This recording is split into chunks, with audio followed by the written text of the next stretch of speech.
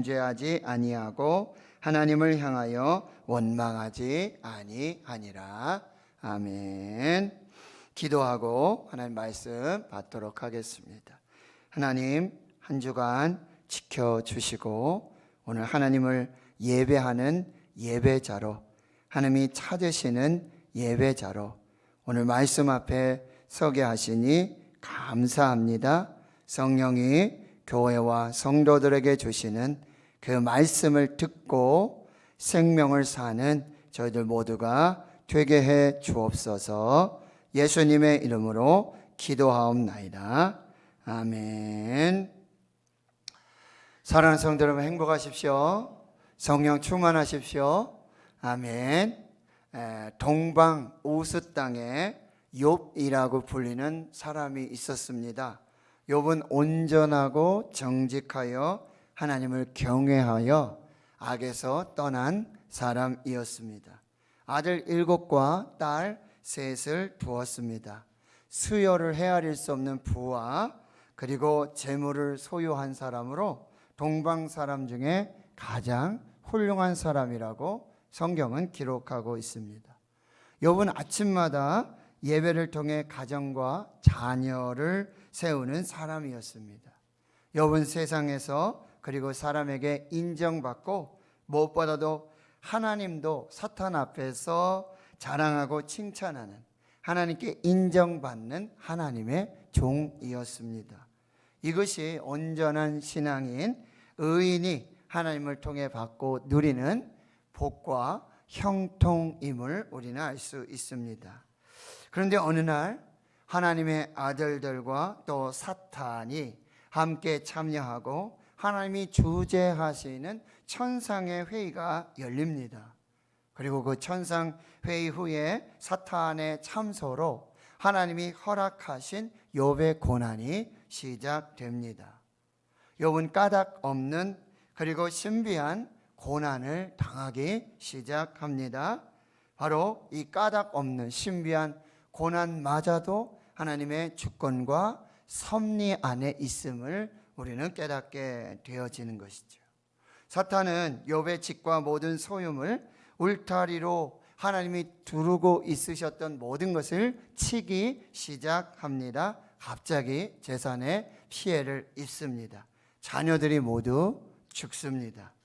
그리고 하나님이 주셔서 욥이 소유하고 누리던 모든 것을 한꺼번에 잃어버리게 되어지는 것이죠. 마지막 사탄의 참소로 말미암아 하나님은 욥의 생명만은 해하지 말라라고 하는 하나님의 허락 속에 욥의 육신을 치게 되어집니다. 사탄은 욥의 머리에서부터 발바닥까지 종기가 나게 하고요. 욥은 제 가운데 앉아서 질그릇 조각을 가져다가 자기 몸을 긁고 있게 되어집니다. 사탄의 거듭되어지는, 그리고 아주 집요한 공격을 받게 되어지는 것이죠. 꼬리에 꼬리를 무는 재앙이요, 재앙의 쓰나미가 몰려오고 있는 것입니다. 이 광경을 지켜보던 욥의 아내마저도요, 당신이 그래도 하나님의 자기의 온전함을 굳게 지키겠느냐, 하나님을 욕하고 죽으라 하면서 욥을 떠나고 하나님을 저주하게 되어집니다. 오늘 본문은 이런 사탄의 참소로 하나님이 욥에게 허락하신 까닭 없는 신비한 고난을 당한 욥이 모든 것을 잃고 모든 것이 무너졌을 때에 욥의 반응이 어떠했는지를 우리에게 알려주고 있습니다. 욥은 일어나 겉옷을 찢습니다. 머리털을 밀고 땅에 엎드려 예배하기 시작합니다. 그리고 이렇게 말하는 것이지요. 주신 이도 여호와이시고 거두어 가신 분도 여호와이시다. 내가 못해서 알몸으로 나왔으니 또한 알몸으로 거리로 돌아갈 것이다 라고 하는 믿음의 신앙 고백을 하게 되어집니다. 그리고 욥이 범죄하지 아니하고 하나님을 원망하지도 않았다 라고 하는 것이 오늘 본문이고요. 까닭 없는 신비한 고난으로 모든 것을 잃어버리고 모든 것이 무너지는 믿음의 시험대에 오른 욥의 반응을 우리가 볼 수 있게 되어지는 것입니다. 오늘 우리에게 주시는 메시지를 찾아보도록 하겠습니다. 첫 번째, 욥의 반응은 예배였습니다. 모든 것을 잃어버리고 모든 것이 무너진 인생의 제로 지대에서 하나님을 찾고 하나님을 예배하기 시작하는 것입니다. 까닭 없는 그리고 신비한 고난으로 모든 것을 잃어버리고 모든 것이 무너졌을 그 인생의 제로 지대에서 욥은 하나님을 선택하고 예배를 선택하게 되어졌습니다. 욥의 첫 번째 반응은 예배였습니다.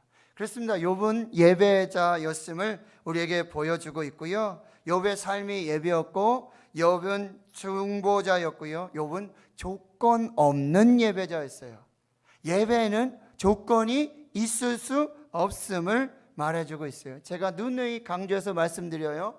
목회자요 신학자인 칼바르트, 그리스도인의 예배는 인간의 삶에 있어 가장 중요하고 가장 긴급하고 가장 영광스러운 행동이다.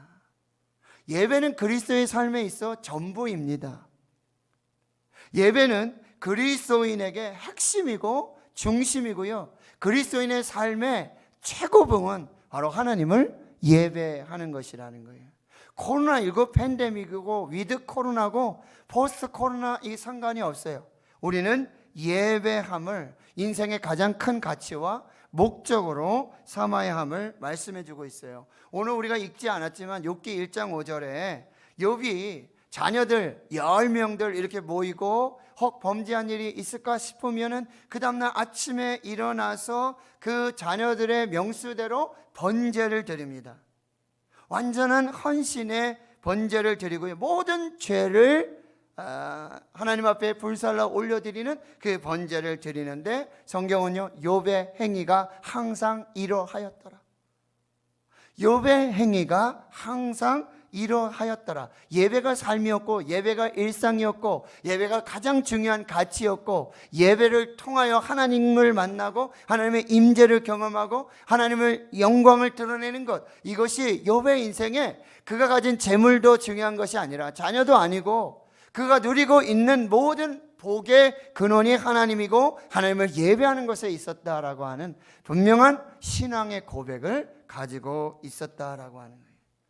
로마서 12장 1절, 그러므로 형제들아 내가 하나님의 모든 자비하심으로 너희를 권하노니 너희 몸을 하나님이 기뻐하시는 거룩한 산 제물로 드리라. 이것이 너희가 드릴 영적 예배, 합당한 예배, 삶의 예배가, 너희 몸을 드리는 예배가 바로 하나님이 기뻐하시고 하나님의 뜻을 온전하게 하는, 하나님께 영광 돌리는 삶이라고 말씀하고 있고요. 요한복음 4장에 보면 23절, 24절에 하나님은 이렇게 예배하는 자들을 찾으신다고. 신령과 진정으로, 하나님이 영이시기에 신령과 진정으로 예배하는 예배자를 찾으시는 하나님 앞에 우리의 삶을 예배하는 예배자가 되어야 함을 말씀해 주고 있습니다. 욥은 인생의 제로 지대예요. 자기가 가지고 있었던, 소유하고 있었던 모든 것을 잃어버리고 그리고 자신의 인생의 모든 기반이 무너졌는 그런 바로 인생의 제로 지대에서, 근데 욥의 이 예배가 우리에게 감동을 주는 것은요, 바로 욥이 쉽게 예배할 수 없는 상황이라는 거예요. 욥이 예배할 조건이 되지 않았다라는 사실이에요. 그럼에도 불구하고 욥은 예배하고 신앙의 고백을 하며 감사하는 그런 믿음을 보여주고 있다는 거예요. 지금 상황이 어떤 상황이에요? 종들에 의해서 차례차례 보고를 받게 되어집니다. 모든 재물이 다 이루어지게 되고 자녀들을 한꺼번에 잃게 되어지는 그런 보고를 차근차근 받고 있는 상황이에요. 하늘이 무너지고 땅이 꺼지는 상황입니다. 그런데 욥이 가장 먼저 했던 행동, 가장 먼저 보였던 반응이 바로 하나님을 예배하고 있었다라고 하는 것입니다.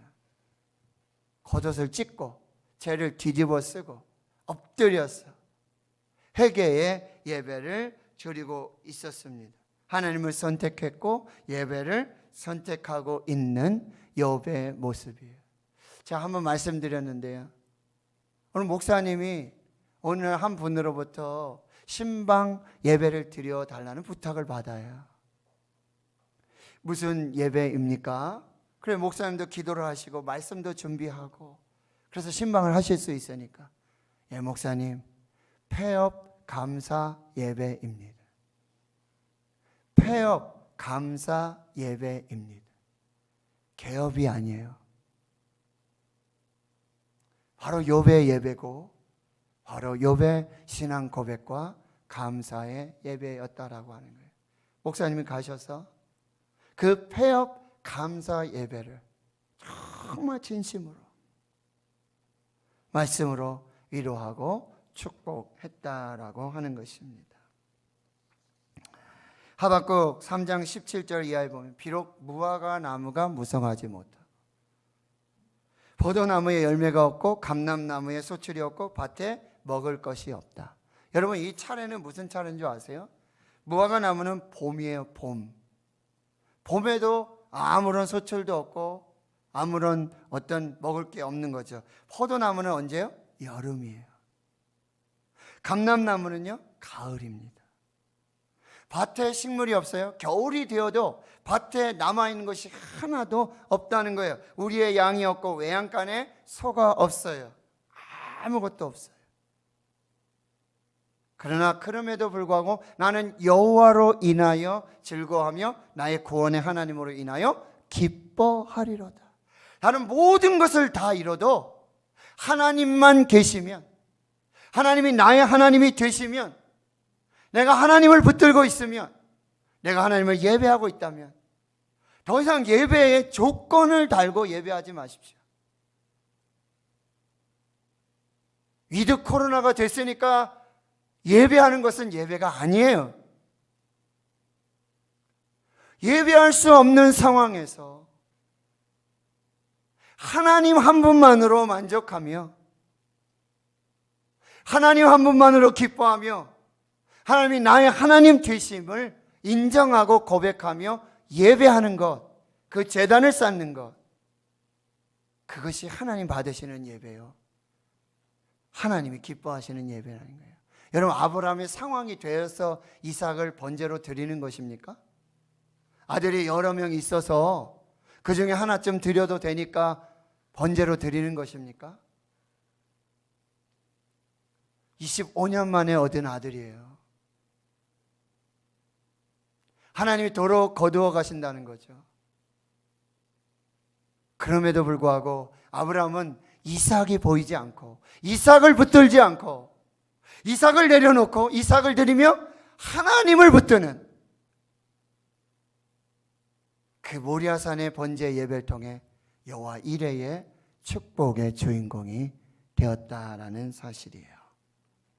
인생의 제로지대에서 모든 것을 잃고 모든 것이 무너졌을 때 아직 내게 있는 것, 하나님, 그분을 예배하는 것, 그것이 욥의 예배였고 그 예배를 통해 하나님은 욥을 기쁘게 받으셨다라고 하는 거예요. 오늘의 교회 장로님으로 섬기시는 윤형주 장로님의 고백이에요. 윤형주 장로님, 여러분 세이시봉 아시죠?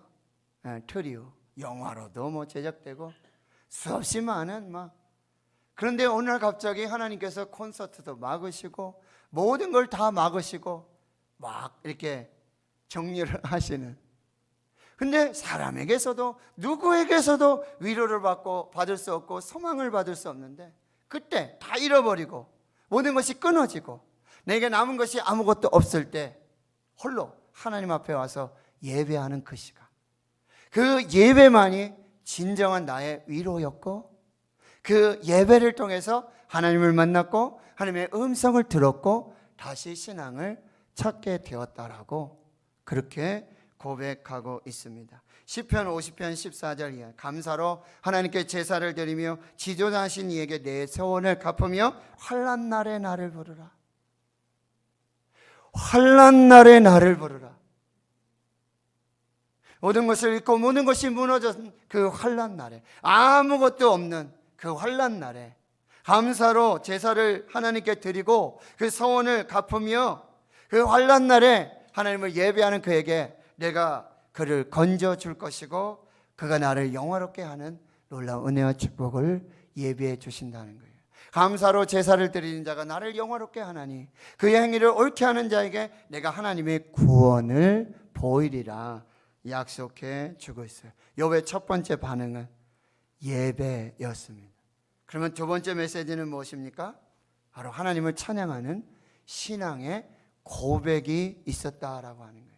여러분, 예배의 핵심 중에 하나는 뭐예요? 신앙의 고백이에요. 여러분, 사도신경을 여러분 하시잖아요. 다음 주에 세례를 베풀기 위해서 세례 교육을 하고 문답을 하고 그러는데 사도신경이 무엇입니까? 몰라요. 물론 아직 이렇게 가르쳐주고 지도한 것이 없으니까. 사도신경은 주문이 아니에요. 사도신경은 예배를 시작할 때 그냥 형식에 들어가는 그 부분이 아니에요. 하나님을 예배하는 자가 어떤 신앙의 고백으로 하나님을 예배해야 되는지 하나님을 고백하고 예수 그리스도를 고백하고 교회를 고백하고 죄사함의 은혜를 고백하고 몸의 부활, 영생을 믿는 그 믿음의 고백을 드리는 자들만이 예배를 할 수 있다라고 하는 거예요. 그 사람들의 예배를 하나님이 받으시겠다고 약속하시는 거죠. 오늘 21절에 내가 모태에서 알몸으로 나왔으니 내가 다시 알몸으로 돌아갈 것이다. 주신 이도 여호와시고 거두신 이도 여호와시니 여호와 이름이 찬송을 받으실지어다. 욥의 신앙 고백은 뭐예요? 자신의 존재와 그리고 자신의 삶의 모든 근원이 하나님께 있음을 고백하고 있는 것이죠. 나의 근본은 하나님으로부터 시작됐다. 나의 모든 것은 하나님으로부터 왔습니다. 하나님은 나의 모든 것의 모든 것이 되시는 분입니다 라고 고백하고 있는 것이죠. 로마서 11장 36절에 이는 만물이 주에게서 나오고 주로 말미암고 주께로 돌아감이라. 그에게 영광이 세세토록 있을지어다. 아멘. 만물이 주에게서 나오고 주로 말미암고 주에게로 돌아감이라. 이것이 성경이 말하는 하나님에 대한 신앙의 고백이라고 한다라고 하는 것입니다. 여러분에게 이러한 신앙의 고백이 있으십니까? 하나님이 나의 전부이십니다. 하나님의 나의 시작의 근원이십니다. 내가 가진 모든 것이 하나님이 주인이십니다. 나의 모든 것의 모든 것 되시는 하나님을 찬양합니다. 이것이 예배의 신앙 고백이 되어야 한다는 거죠. 만약 세 번째로는요, 하나님 감사합니다. 한번 따라해 보실까요? 하나님 감사합니다. 한 번 더요. 하나님 감사합니다. 이것이 예배라는 거예요. 22절에 지금 욥은 이런 삶을 이렇게 말하고 있어요. 이 모든 일에 욥이 범죄하지 아니하고 하나님을 향하여 원망하지 아니하니라. 지금 모든 것을 잃었죠. 모든 것이 무너졌어요. 인생의 제로지대. 욥이 선택한 것은 하나님이었고 하나님을 예배하는 거예요. 또 하나님을 찬양하는 믿음의 신앙 고백 이후에 이 예배가 감사로 마무리되고 있는 것이죠. 그래서 시편 141편 3절에 여호와여 내 입에 파수꾼을 세우시고 내 입술의 문을 지키소서. 여러분, 하나님께서 우리에게 복을 주시는 축복의 통로 중에 하나가 입술이에요. 그리고 하나님께서 우리의 복을 거두어 가시는, 하나님이 주셨던 은혜를 쏟아버리고 하나님이 주셨던 은혜를 잃어버리는 통로 중에 하나가 입술이에요. 시편 81편에 내 입을 크게 열라 내가 채우리라. 우리의 입술을 열어서 찬양하고 감사할 때 하늘문이 열리고 하나님의 복이 임하게 되어지는 거죠. 그런데 또한 하나님이 주셨던 은혜, 하나님이 주셨던 놀라운 복을 잃어버리는 통로 중에 하나가 뭐예요? 입술이에요. 입술로 범죄하고 입술로 원망하고 입술로 불평하면서 입술로 하나님을 부인하고 입술로 하나님을 저주하고 그 주셨던 은혜를 다 쏟아붓는 통로 중에 하나가 또 뭐예요? 입술이라고 한다. 베드로전서 3장 10절 이하에 생명을 사랑하고 좋은 날 보기를 원하는 자는 혀를 금하여 악한 말을 그치고 그 입술로 거짓을 말하지 말고 악에서 떠나 선을 행하고 화평을 구하며 그것을 따르라. 주의 눈은 의인을 향하고 그의 귀는 의인의 간구에 기울이시며 주의 얼굴은 악행하는 자들을 대하시느니라. 이 대하는 반대한다는 거죠. 여기 잘 보세요. 주님의 눈은 의인을 향하고 있어요. 어떤 의인이죠?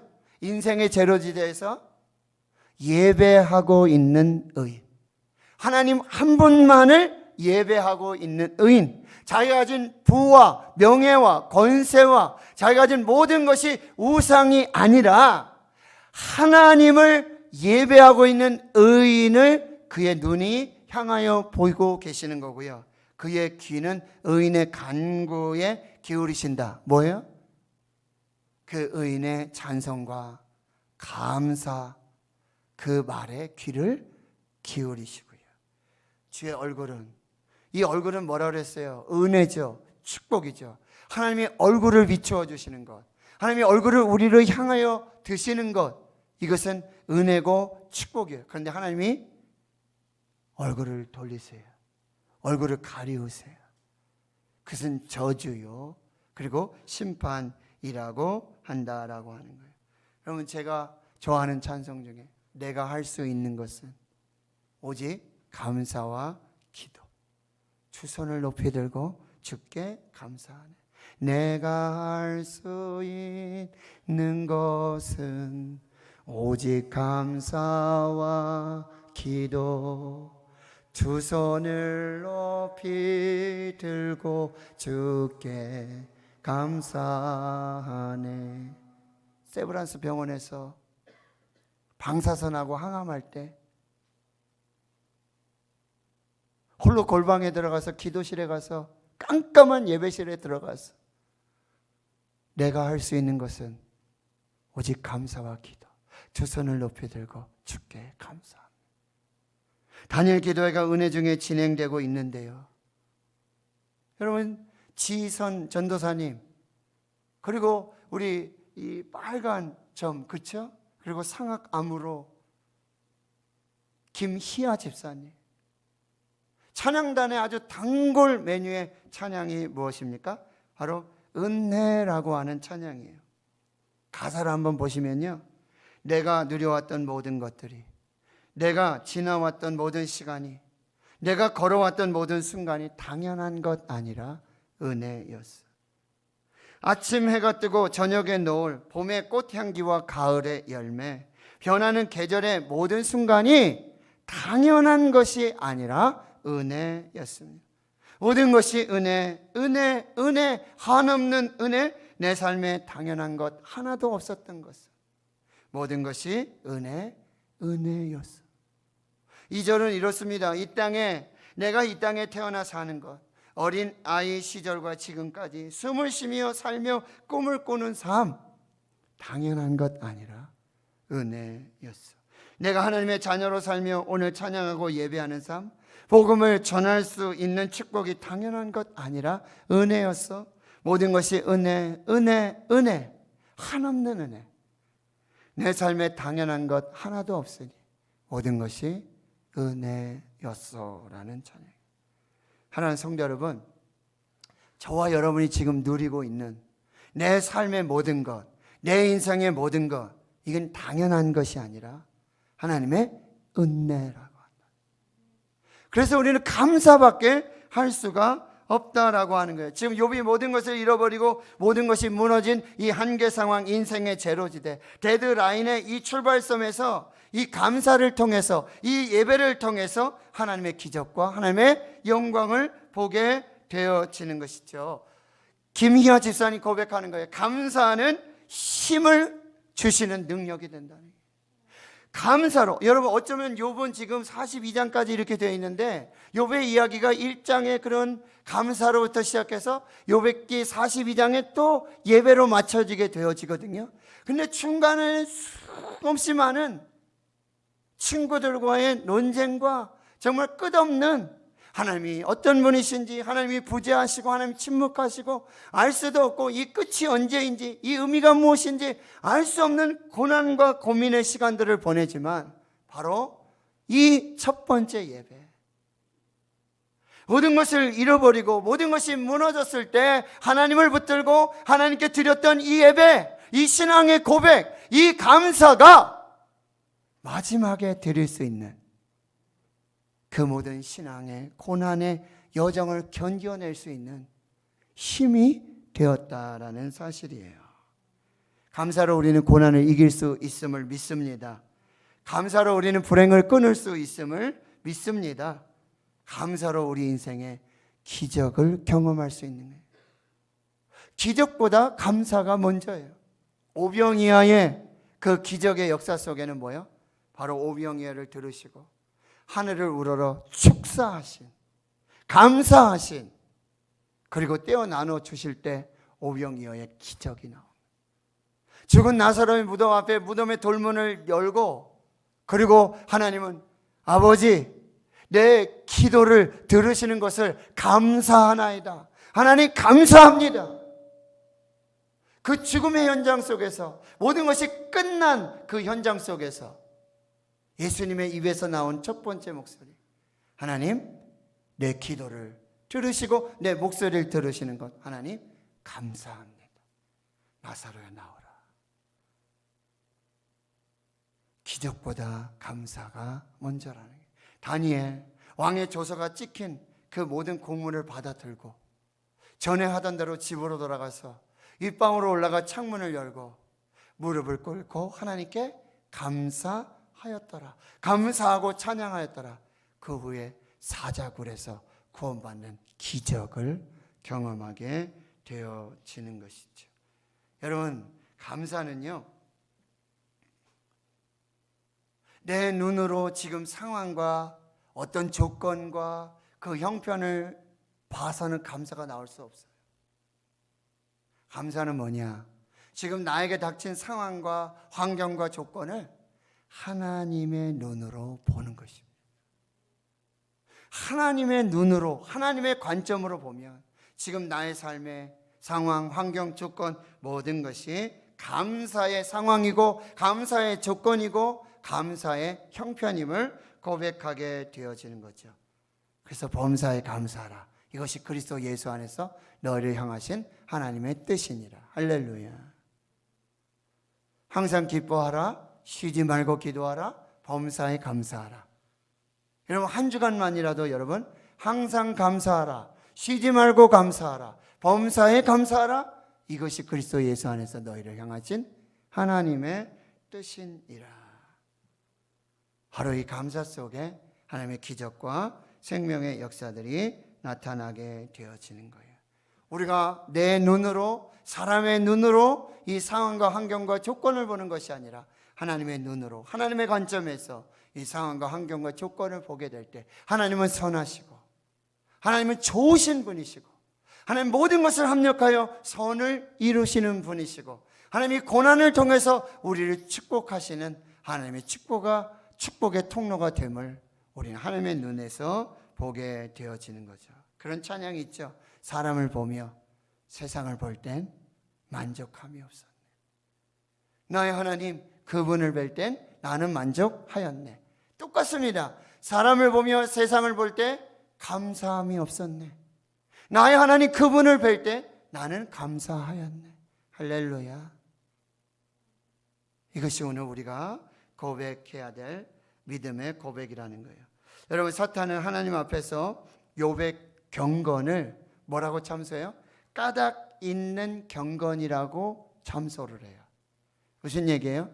하나님이 울타리가 되어주시고 하나님이 복을 주셨으니까 하나님이 부도 주시고 하나님이 자녀도 주시고 하나님이 모든 것을 주신 이 까닭이 있으니까 욥이 하나님을 경외하고 하나님 예배하고 하나님 앞에 순전하고 정직하게 행하고 있는 것 아닙니까? 욥의 경건은 까닭 있는 경건입니다 라고, 그 까닭이 바로 욥이 소유하고 있었던 소유와 재물이라고 하나님이 주셨던 소유와 재물 때문에 까닭이 있기 때문에 욥이 경건하다고 하나님은 욥을 참소하게 되어지는 것이죠. 욥의 경건은 바로 하나님이 주신 이 부 위에다가 쌓아올린 경건이라고 참소하고 있는 거예요.